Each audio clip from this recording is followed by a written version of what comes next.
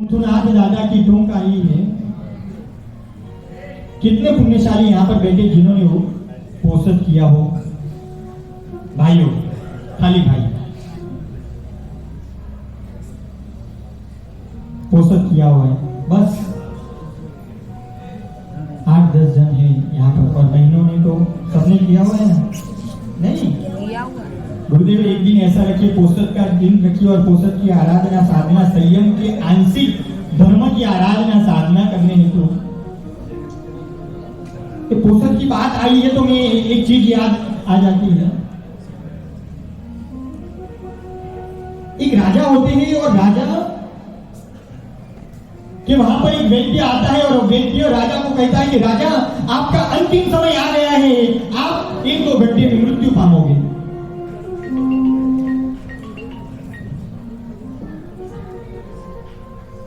वह समय पर राजा भी चिंतित हो जाते हैं, विचार करते हैं, अरे 1-2 घंटे में मेरा मृत्यु हो जाएगा तो मैं क्या करूंगा। तो वैद्य की परीक्षा लेने हेतु राजा एक कुतूहल करता है। इसलिए कहा गया है ना, वो कहावत है, राजा वाजा ने वांद्रा, राजा वाजा ने वांद्रा। राजा वो वैद्य की परीक्षा लेने के लिए पहुंचता है और वैद्य को कहता है कि मेरी रानी की तबीयत अच्छी नहीं है, वह रानी की तबीयत किस तरह अच्छी हो सकती है वो आपको बताना है। राजा वो वैद्यराज कहते हैं, कोई बात नहीं, मैं आपको बता दूंगा, एक शर्त है। वैद्य कैसे होते हैं गुरुदेव? वो नाड़ी तपास करते हैं तब पता चलता है। राजा ने बोला एक शर्त है, रानी का स्पर्श नहीं करना है। तो कैसे करेंगे? राजा तो शर्त पर शर्त रखते जा रहे हैं। राजा कहते हैं एक दूसरी शर्त भी है, रानी का मुख भी नहीं देखना है। ये तो वैद्यराज थे जिनके पास इतना ज्ञान था। वैद्यराज कहते हैं चलो कोई बात नहीं, आपकी रानी का मुख भी नहीं देखूंगा, आपकी रानी का हाथ भी नहीं पकड़ूंगा, आपकी रानी का नाड़ी भी नहीं तपास करूंगा। तो किस तरह करोगे? तो वो बोलते एक सुतड़ी की डोरी लाओ, और सुतड़ी की डोरी लाओ और उसके बाद सामने रानी को रखते हैं, और रानी को रखने के बाद उसके सामने एक पर्दा रख देते हैं, और सुतड़ी की डोरी उस साइड से इस साइड आती है। वैद्यराज हाथ में लेते समय 1 मिनट 2 मिनट होती है, और वैद्यराज कहते हैं आपकी रानी ने 2 चूहे खाए हैं। क्या बोलते हैं? आपकी रानी ने 2 चूहे खाए हैं। वैद्यराज वो परीक्षा में पास हो गए। किस तरह पास हो गए? वो पर्दे में रानी नहीं थी, कौन था? बिल्ली थी। बिल्ली के पैर में वो रस्सी बांधी हुई थी, और रस्सी से वो वैद्यराज कितने चतुर थे, कितने ज्ञानी थे, वह पता चल जाता है। अभी राजा के पास कोई उपाय नहीं है, अब तो मेरा मृत्यु निश्चित है। राजा के पास 4 रानियां थी। राजा कहते हैं हे रानी, मेरा मृत्यु तो निश्चित है, तू मेरे साथ आएगी? पहली रानी को बताया जाता है तो रानी क्या कहती है? पहली रानी को कहा जाता है कि मैंने तो तुझे बहुत सारा समय दिया है, सब कुछ दिया है, तू आएगी? वो बोले नहीं, मैं तो नहीं आ पाऊंगी। दूसरी रानी को बुलाते हैं। दूसरी रानी को कहते हैं कि तू आएगी? वो रानी से बहुत ऊपर थी। वो रानी कहती है कि मैं तो, आप मृत्यु को हो जाओगे, मैं दूसरी की रानी बन जाऊंगी। तीसरी रानी को बुलाते हैं, तो तीसरी रानी को बुलाने पर पता चल जाता है। तीसरी रानी कहती है मैं तो आपके साथ कैसे आ पाऊंगी, कोई मर्यादा होती है, लेकिन आपका मृत्यु होने के बाद मैं सब कार्य करूंगी, धर्म के कार्य करूंगी, मंदिर बनवाऊंगी, पूजा पूजन कराऊंगी, सब कुछ करूंगी। चौथी रानी को बुलाया जाता है। चौथी रानी तो कैसी होती है?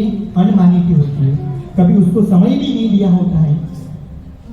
वो रानी को बुलाया जाता है, और वो रानी आती है। वो रानी कहती है हाँ राजा, मैं आपके साथ आने के लिए तैयार हूँ। राजा खुश हो जाते हैं। ये चारों रानी और राजा से एक ही हमें चीज मिलती है, वो जो राजा है ना वो हमारी आत्मा है। पहली रानी थी ना, वो कौन थी? हमारा शरीर थी। कभी शरीर पर कितना सावचेत रखते हैं, एक पानी का टिप्पा भी बारिश का नहीं आ जाए इसलिए कितने प्रकार के हम जैकेट पहनते हैं, छतरी रखते कि मुझे बुखार नहीं आ जाए। मेरी बहनें तो मुंह पर पाउडर वगैरह क्रीम वगैरह लगाती है, ब्यूटी पार्लर वगैरह जाते हैं, लेकिन शरीर साथ आता है तुम्हें? शरीर नहीं आता। दूसरी रानी ने क्या कहा था पुनिशाली? मैं तो किसी और के साथ चली जाऊंगी। धन दौलत कैसा है? मृत्यु हो गया, कितनी भी धन दौलत हो रही, लाखों करोड़ों अब्जों रुपया पड़े हैं, एक साइड पूरे खजाने भर भर के द्रव्य पड़े हैं, वो भी क्या हो जाते हैं? दूसरे व्यक्ति के नाम पर हो जाते हैं। तुरंत व्यक्ति मृत्यु हुआ और दूसरे व्यक्ति के हो जाते हैं। तीसरी रानी ने क्या कहा था? कहां चला जाऊंगी? पूजा धर्म ध्यान वगैरह करूंगी। वो रानी मात्र ही मात्र हमारा परिवार है। जो हमारे परिवार भी क्या होता है, कहां चले जाते हैं? कोई भी व्यक्ति ऐसा कहता हो ना, उसको गुस्से से कह देना। कोई ऐसा कहता है कि मेरा राइट हैंड है, मेरा लेफ्ट हैंड है, उसके बिना कभी चल नहीं सकता है। दुनिया में ऐसी कोई चीज नहीं है पुण्यशाली कि उसके बिना नहीं चलता है, ऐसी कोई इम्पॉसिबल है। मैं छाती ठोक के बताता हूँ। और चौथी रानी कैसी थी? अनमानी थी। उसको कभी समय भी नहीं दिया, कभी उसकी सार बार भी नहीं पूछी, कभी उसका हेल्थ का भी नहीं पूछा है। वह रानी थी, धर्म थी। क्या थी? धर्म था। बहुत धर्म करने के। ये तो इस साल 1 महीना ज्यादा हमें मिल गया, प्लस में है। नहीं तो हमें धर्म की आराधना किस तरह करेंगे, कैसे करेंगे? हमारा पोल्यूशन पहले आने वाला है, तो हम तो 50 दिन में सब छोटे हो जाने वाले। गुरुदेव सबको ऐसी प्रतिज्ञा दीजिए, एक बार आपको भी 2.5 महीना ही पालना है, 50 दिन खाली नहीं पालना है कि 50 दिन पर हम छूटे हो गए। साहिब जी उनके रास्ते पर हम क्या करते हैं पुण्यशाली? गुरुदेव को कितने महीने के लिए लाते हैं? 4 महीने 5 महीने के लिए, 5 महीने के लिए लाते हैं। लेकिन हम कितना टाइम आते हैं पुण्यशाली? सच बोलना, हृदय पर हाथ रखना, कितने टाइम आते हैं? 50 दिन। अच्छा प्रवेश भी थी, संडे को थी, वापस आज है दर्शन भी दुर्लभ है।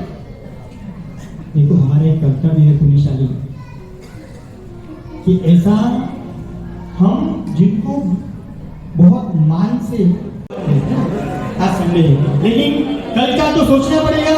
आज का नहीं सोचेंगे, कल का तो सोचना पड़ेगा। बहनें सोच रही हो कि आज तो खाना नहीं बनाना है, बच्चों को स्कूल भी नहीं है, कुछ नहीं है, लेकिन कल तो सुबह स्कूल चालू है। वो सब कुछ सोचना पड़ता है। जिसका मन चंचल है वह व्यक्ति ये चंद्र प्रभु स्वामी दादा की आराधना साधना करता है, अवश्य उसका मन स्थिर बन जाता है। ऐसे चंद्र प्रभु स्वामी दादा को हम वंदन कर रहे हैं पुण्यशाली। बाजी टूम से आगे बढ़ रहे हैं, धीरे धीरे आगे बढ़ते बढ़ते चंद्र प्रभु स्वामी दादा की टूम के पास पहुंच रहे हैं। अस्तित्व अनुसंधान के स्वरूप में चंद्र प्रभु स्वामी दादा को वंदन करते करते धीरे धीरे हम आगे बढ़ रहे हैं। और आगे बढ़ते बढ़ते देखो अद्भुत गुलिका आई है। जिन एक मिनट, ए चंद्र प्रभु स्वामी दादा की पादुका रही हुई है।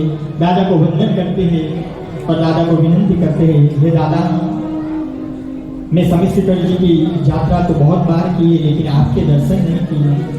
आपके प्रभाव से, आपके अधिष्ठायक देवों के प्रभाव से मुझे जल्दी से जल्दी मैं स्वामी श्रीकर की यात्रा करने आऊं और दादा आपके चरण स्पर्श करूं, ऐसी भावना भाता हो पुण्यशाली। और याद आएगा स्वामी श्रीकर अपने संग में पहली बार हो रही है ना, सर जी पहली बार ही संघ में हो रही है, उसमें भी ऐसे सब लोग याद करेंगे। बाबूलाल जी, धर्मचंद जी, कानूगा बोथरा परिवार ये भाव यात्रा रखी थी, वहां पर मुझे भी लोग याद करेंगे। कुलदीप सर ने भाव यात्रा कराई थी और चंद्रप्रभु स्वामी दादा की मैंने दर्शन नहीं किए थे और मैं दर्शन करने के लिए आ गया हूँ, तो सबको पुण्य उपार्जित होगा।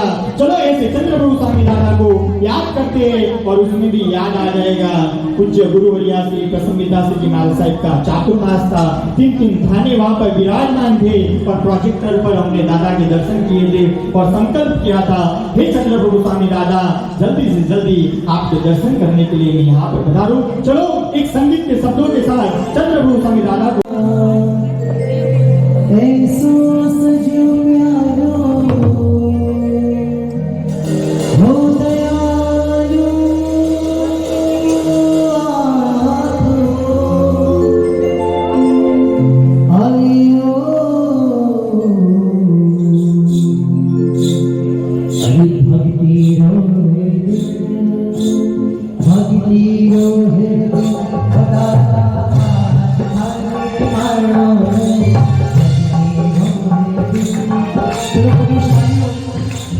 चंद्रप्रभु दादा की बात की, जिनका लांछन क्या है?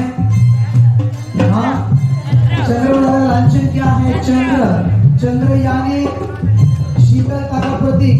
जिनको ज्यादा गुस्सा आता है वो किसकी भक्ति करता है? चंद्रप्रभु दादा की। अब सच्चे दिल से बात बताना, किनको गुस्सा कभी नहीं आता?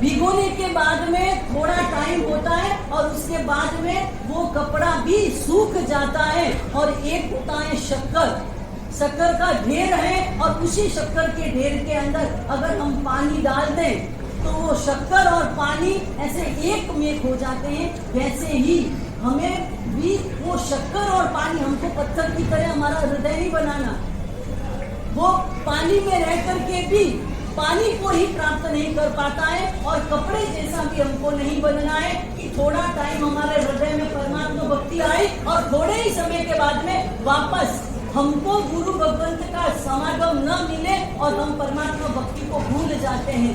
ऐसा भी नहीं होना। हमको उस शक्कर की ढेर के समान थोड़ा पानी मिल गया और उसके बाद में वो एक में हो जाते हैं। तो हमें प्रतिपल प्रतिक्षण, प्रतिपल प्रतिक्षण हमारे कर्मों का बंधन तो होता ही है, तो प्रतिपल प्रतिक्षण हमारे कर्मों का जब बंधन होता है तो प्रतिपल प्रतिक्षण हमारी कर्मों की निर्जना का भी काम हमको करना है। वही निर्जना हमें क्या, उस शक्कर की ढेर के समान एक में परमात्मा भक्ति में होकर के हमें परमात्मामय बनना है और परमात्मा तक पहुंचना है। और यही हमको कौन पहुंचा सकता है? वो है हमारे गुरुदेव जिन दत्त सूरी, मणिधारी, जिन चंद्र सूरी, और जिन्होंने हमको गज का नाम दिया है खरतर गज।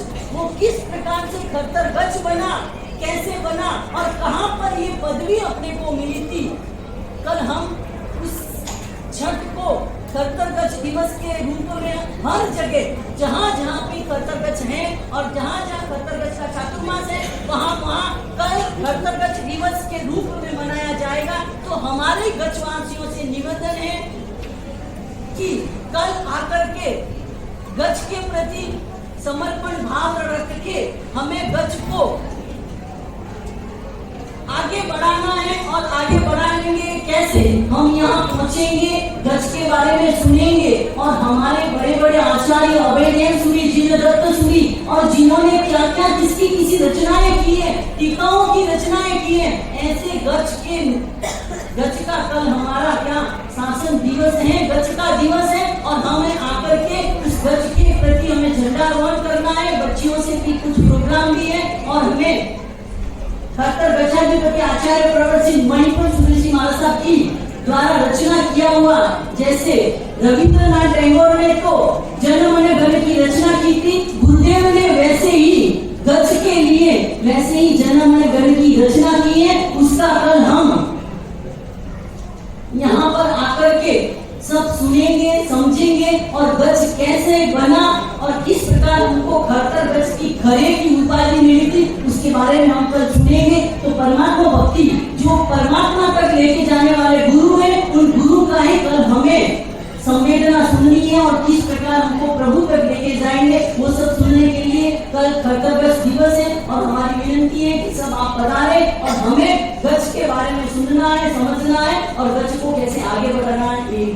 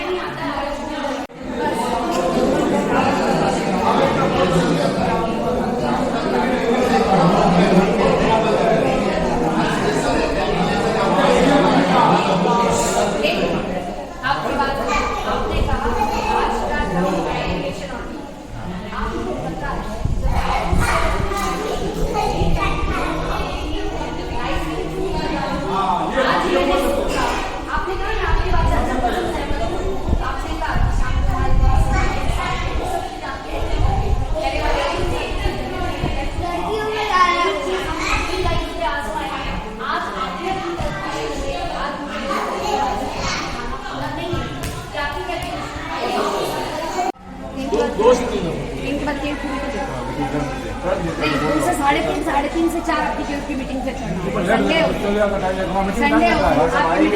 हमारी क्लास को खराब कर दो। 2 से 3 ये रहेगा आपका। ऐसा करो कि की मीटिंग जो है 4 बजे आपका जो हो जाएगा, 4 बजे से लेकर आराम से आप आधा पौन घंटा तक संडे सुबह 9 बजे से मान के रखो यहाँ पे रात तक